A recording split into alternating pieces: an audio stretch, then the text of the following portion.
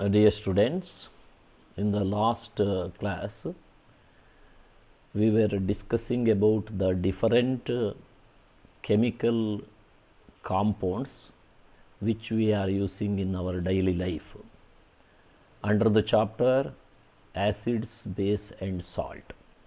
Now we are going to study another chemical compound which we are using in our daily life. It's a salt. It is a salt. Baking soda. We are using baking soda for the preparation of food. We are using baking soda in the bakery for preparing bread and other food items.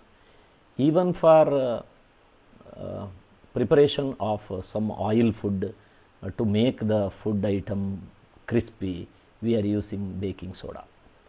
It is commonly used in kitchen for making tasty crispy pakoras. ಪಕೋಡಗಳನ್ನು ಉತ್ಪತ್ತಿ ಮಾಡಲಿಕ್ಕೆ it is used. For some time it is added for faster cooking. So ಕುಕ್ಕಿಂಗನ್ನು fast ಮಾಡಲಿಕ್ಕೆ ಕೂಡ ಈಗ baking ಸೋಡಾವನ್ನು ಹಾಕ್ತೀವಿ. So what is the chemical history of or chemical details of baking soda? The chemical name of baking soda is sodium hydrogen carbonate. Sodium hydrogen carbonate, its molecular formula NaHCO3. NaHCO3. Now let us focus on the preparation of baking soda. How baking soda is produced? We have already studied in the last period. Sodium chloride common salt is used for the preparation of baking soda. So we have to take common salt. Sodium chloride uppanna ತೆಗೆದುಕೊಂಡಿದ್ದೀವಿ. It is dissolved in water and we have to pass carbon dioxide and methane gas. Then we get what is called ammonium chloride and sodium hydrogen carbonate. Sodium hydrogen carbonate we have produced here, that is baking soda. So baking soda is produced by using sodium chloride as one of the raw materials. Here 4 raw materials are taken, out of which sodium chloride or common salt is one of the raw material. So now let us move on to the next process. What happens? How baking soda make the food item crispy? ಇದನ್ನು ಹಾಕೋದ್ರಿಂದ, ಅಡಿಗೆಗೆ ಹಾಕೋದ್ರಿಂದ ನಾವು ತಯಾರಿಸಿದ ಪಕೋಡ ಇತ್ಯಾದಿ ಯಾಕೆ ಬಹಳ ಮೃದುವಾಗತ್ತೆ, bread ತುಂಬ ಸ್ಪಾಂಜಿ ಆಗತ್ತೆ by the addition of baking soda. Baking soda ಹಾಕೋದ್ರಿಂದ ಬ್ರೆಡ್ ಸಾಫ್ಟ್ ಸ್ಪಾಂಜಿನಂತೆ ಆಗತ್ತೆ. ಯಾಕಾಗತ್ತೆ ಅಂದರೆ see the chemical reaction. So ಈ ಬೇಕಿಂಗ್ ಮಾಡುವಾಗ ಏನು ಮಾಡ್ತೀವಿ, for the damp V are using sodium hydrogen carbonate. ಹಿಟ್ಟಿನ ಜೊತೆಗೆ ಸ್ವಲ್ಪ ಬೇಕಿಂಗ್ ಸೋಡಾ ಹಾಕಿ ಬಿಸಿ ಮಾಡ್ತೀವಿ. ಬಿಸಿ ಮಾಡಿದಾಗ ನೋಡಿಲಿ ಸೋಡಿಯಂ ಕಾರ್ಬೋನೇಟ್ ವಾಷಿಂಗ್ ಸೋಡಾ ಉತ್ಪತ್ತಿ ಆಗುತ್ತೆ. Then water is produced, carbon dioxide is produced here. ಇದು ವೆರಿ ಇಂಪಾರ್ಟೆಂಟ್. ಈ ಕಾರ್ಬನ್ ಡೈಆಕ್ಸೈಡ್ ಉತ್ಪತ್ತಿ ಆಗುತ್ತಲ್ಲ, ಇದೇನು ಮಾಡುತ್ತೆ, ಫುಡ್ ಐಟಮ್ ಮೂಲಕ ಪಾಸ್ ಆಗುತ್ತೆ. ಹೀಗೆ ಇದು ಪಾಸಾಗುವಾಗ ಇಟ್ ಪ್ರೊಡ್ಯೂಸಸ್ ಪೋರಸ್. ಇದು ತುಂಬ ಹೋಲ್ಗಳನ್ನು ಉತ್ಪತ್ತಿ ಮಾಡುತ್ತೆ. ಆ ಫುಡ್ ಐಟಮ್ನಲ್ಲಿ ತುಂಬ ಹೋಲ್ಗಳನ್ನು ಅದನ್ನು ಆ ಫುಡ್ ಐಟಮನ್ನು ಪೋರಸ್ ಆಗಿ ಮಾಡ್ತದೆ, ಅಂದರೆ ತುಂಬ ರಂಧ್ರ ಆಗೋ ಹಾಗೆ ಮಾಡ್ತದೆ. ಅದರಿಂದ ಆ ಫುಡ್ ಐಟಮ್ ತುಂಬ ಸಾಫ್ಟ್ ಆಗುತ್ತೆ. So let us study how are what are the uses of baking soda. Baking ಸೋಡಾದ ಯೂಸ್ ಏನು? You know, baking soda is used in the manufacture of baking powder. Baking ಪೌಡರ್ನಲ್ಲಿ ಬರೀ baking soda ಮಾತ್ರ ಇರೋದಿಲ್ಲ ಅನ್ನುವಂಥದ್ದು ನಿಮಗೂ ತಿಳ್ಕೊಬೇಕಾಗತ್ತೆ. So baking soda, baking powder, ಅಡುಗೆಗೆ ಬಳಸೋ ಬೇಕಿಂಗ್ ಪೌಡರ್ಗೆ ಬೇಕಿಂಗ್ ಸೋಡಾವನ್ನು ಹಾಕಿರ್ತಾರೆ. So then sodium hydrogen carbonate, that means baking soda, is used as an antacid. ಇದನ್ನು ಒಂದು ಆ್ಯಂಟಾಸಿಡ್ ಆಗಿ ಕೂಡ ಬಳಸಬಹುದು. ಆ್ಯಂಟಾಸಿಡ್ ಅಂದರೆ ಈಗ ಅಭ್ಯಾಸ ಮಾಡಿದ್ದೀವಿ ನಾವು.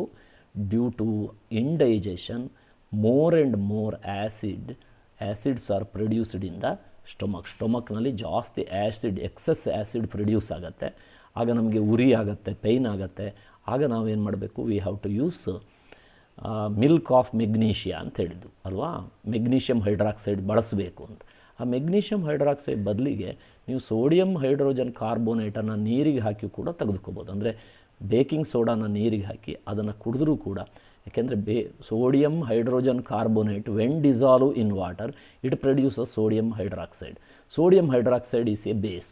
ಆ sodium hydroxide when reacts with excess acids in the stomach neutralisation reaction ಆಗುತ್ತೆ.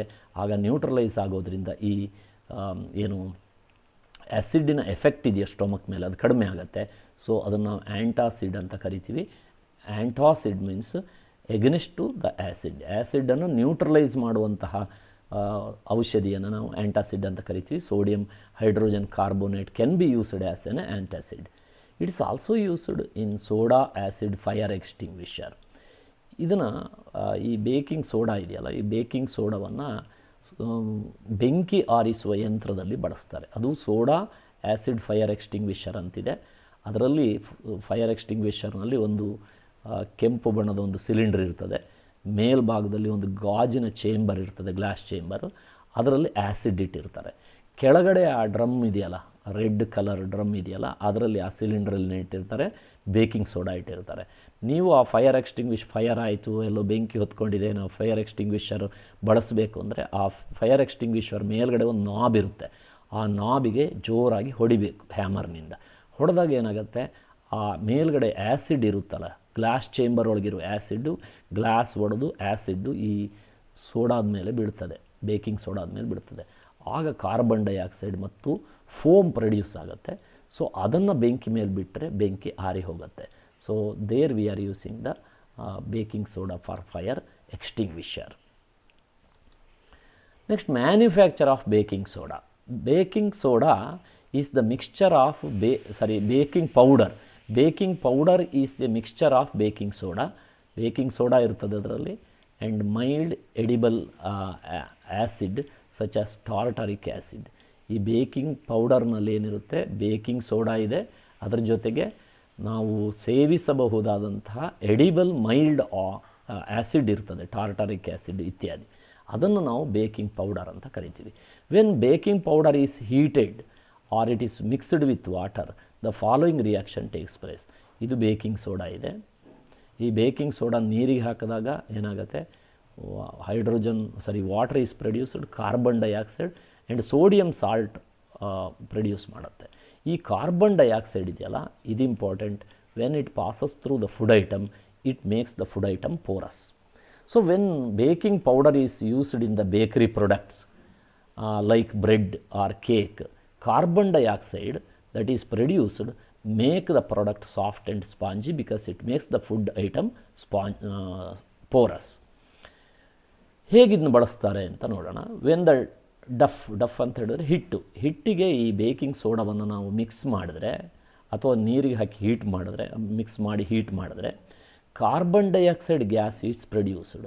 ಕಾರ್ಬನ್ ಡೈಆಕ್ಸೈಡ್ ಪ್ರೊಡ್ಯೂಸ್ ಆಗುತ್ತೆ. It passes through the food item ಮೂಲಕ ಅದು ಹೋಗುವಾಗ it makes the food item porous, ರಂಧ್ರಯುಕ್ತವಾಗಿ ಮಾಡ್ತದೆ. So bread and cake become very soft and spongy. So washing soda is another chemical obtained. Washing soda is another chemical we are going to study. ಇದನ್ನು ಕೂಡ ನಾವು sodium chloride ಉಪ್ಪಿನಿಂದಲೇ ಪಡಿತೀವಿ. So first sentence ನೋಡೋಣ. Washing soda is another chemical substance that we are obtained from the sodium chloride uppu. So washing soda is a chemical, it is chemical name is sodium carbonate. Sodium carbonate ಅಂತ ಹೇಳಿ ಇದನ್ನು ಕರಿತೀವಿ, sodium carbonate ಅಂತ ಕರಿತೀವಿ. Na2CO3 ಅಂತ ಕರಿತೀವಿ. Na2CO3 ಅನ್ನುವಂಥದ್ದು ಇದರ ಕೆಮಿಕಲ್ ಫಾರ್ಮುಲಾ ಆಗಿರ್ತದೆ. ಸೊ ನೋಡೋಣ ಈಗ. Na2CO3 10H2O ಅಂದರೆ ನೀರಿನ ಅಣು ಕೂಡ ಇದರಲ್ಲಿದೆ. ಸೋಡಿಯಂ ಕಾರ್ಬೋನೇಟ್ ಅಂತ ಕರಿತೀವಿ. Preparation of washing soda. How washing soda is prepared ಅಂತ. When baking soda is heated, baking ಸೋಡಾವನ್ನು ನಾವು ಹೀಟ್ ಮಾಡಿದಾಗ ಸೋಡಿಯಂ ಕಾರ್ಬೋನೇಟ್ ನೋಡಿ, ಇಲ್ಲಿ ಸೋಡಿಯಂ ಕಾರ್ಬೋನೇಟ್ Na2CO3 ಆಗಬೇಕು. ಇಲ್ಲಿ NaCO3 ಅಂತ ಇದೆ. Na2CO3 ಪ್ರೊಡ್ಯೂಸ್ ಮಾಡೋದು. ಇದು ಬೇಕಿಂಗ್ ಸೋಡಾ ತೊಗೊಂಡಿದ್ದೀವಿ, ಹೀಟ್ ಮಾಡಿದ್ದೀವಿ, ವಾಷಿಂಗ್ ಸೋಡಾ ಉತ್ಪತ್ತಿಯಾಗಿದೆ. So washing soda is produced by the elimination of water and carbon dioxide from baking soda. So when baking soda is heated, sodium carbonate is produced. Recrystallization of sodium carbonate gives washing soda. ಇದನ್ನು recrystallization ಮಾಡಬೇಕು. So recrystallization of sodium carbonate gives washing soda. ಇಲ್ಲಿ ನೋಡಿ ಏನು ಮಾಡ್ತೀವಿ, sodium carbonate ಉತ್ಪತ್ತಿಯಾಗಿದೆ. ಆ sodium ಕಾರ್ಬೋನೇಟನ್ನು ಮತ್ತೆ ನೀರಿಗೆ ಹಾಕ್ತೀವಿ, ಅದನ್ನು ಡಿಸಾಲ್ವ್ ಮಾಡ್ತೀವಿ, ಡಿಸಾಲ್ವ್ ಮಾಡಿ ಅದನ್ನು ಇವೋಪರೇಟ್ ಆಗಲಿಕ್ಕೆ ಬಿಡ್ತೀವಿ. ಆಗ ಸೋಡಿಯಂ ಕಾರ್ಬೋನೇಟ್ ಆ್ಯಂಡ್ ಡೆಕಾಹೈಡ್ರೇಟ್ ಅಂತ ಹೇಳಿ ಕರಿತೀವಿ. ಸೋಡಿಯಂ ಕಾರ್ಬೋನೇಟ್ ಡೆಕಾಹೈಡ್ರೇಟ್ ಅಂತ ಹೇಳಿ ಕರಿತೀವಿ. So Na2CO3 10H2O. When baking soda is heated, sodium carbonate is produced. ಇದೇ ಆಗೋದು. ನಾವು ಕೆಲವೊಮ್ಮೆ ಬೇಕಿಂಗ್ ಸೋಡಾ ಹಾಕಿರುವಂಥ ಆಹಾರ ತಿಂದಾಗ ನಮಗೆ ಹೊಟ್ಟೆ ನೋವಾಗತ್ತೆ. ಯಾಕೆ ಹೊಟ್ಟೆ ನೋವಾಗತ್ತೆ ಅಂತ ಇಲ್ಲಿ ನಿಮಗೆ ಗೊತ್ತಾಗತ್ತೆ.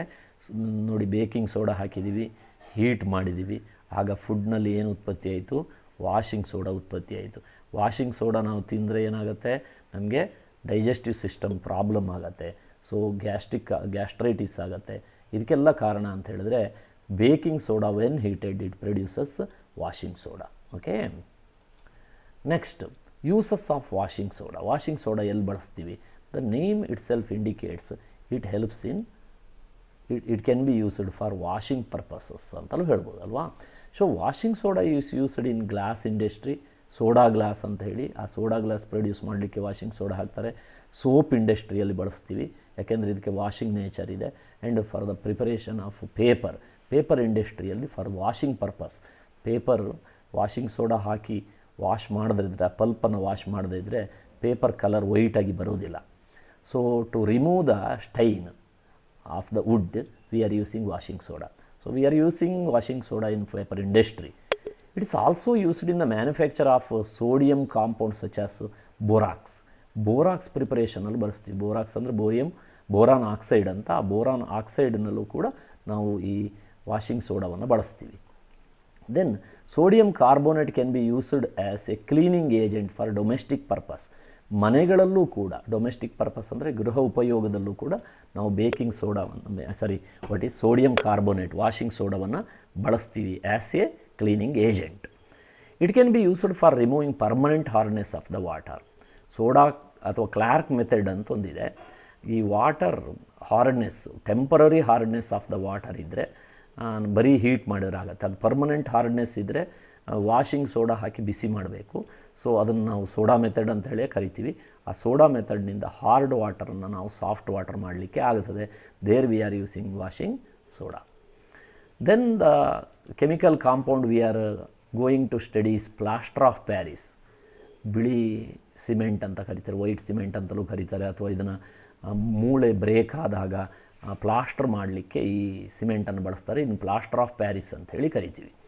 ಈ ಪ್ಲಾಸ್ಟರ್ ಆಫ್ ಪ್ಯಾರಿಸನ್ನು ಕೂಡ ನಾವು ಇಲ್ಲಿ ಸ್ಟಡಿ ಮಾಡ್ತೀವಿ. Because it's a chemical compound which we are going to use in our daily life. Okay, ನೋಡಿ, plaster of Paris is a chemical name is calcium sulphate hemihydrate ಅಂತ. Calcium sulphate hemihydrate. ಹೆಮಿಹೈಡ್ರೇಟ್ ಅಂದರೆ here I have to write half hemihydrate. So this is a chemical name of what is called plaster of Paris. Plaster of Paris na chemical name ಏನು ಅಂತ ಹೇಳಿದ್ರೆ calcium sulphate hemihydrate. Hemi ಅಂದರೆ ಅರ್ಧ ಅಂತ, ಅರ್ಧ ನೀರಿನ ಅಣು ಇದೆ ಇದರಲ್ಲಿ ಅಂತ. ಈಗ ಏನು ಹೇಗೆ ಪ್ರಿಪೇರ್ ಮಾಡ್ತಾರೆ, ಪ್ಲಾಸ್ಟರ್ ಆಫ್ ಪ್ಯಾರಿಸನ್ನು ಹೇಗೆ ಪ್ರಿಪೇರ್ ಮಾಡ್ತಾರೆ ಅಂತ. It can be prepared by using gypsum.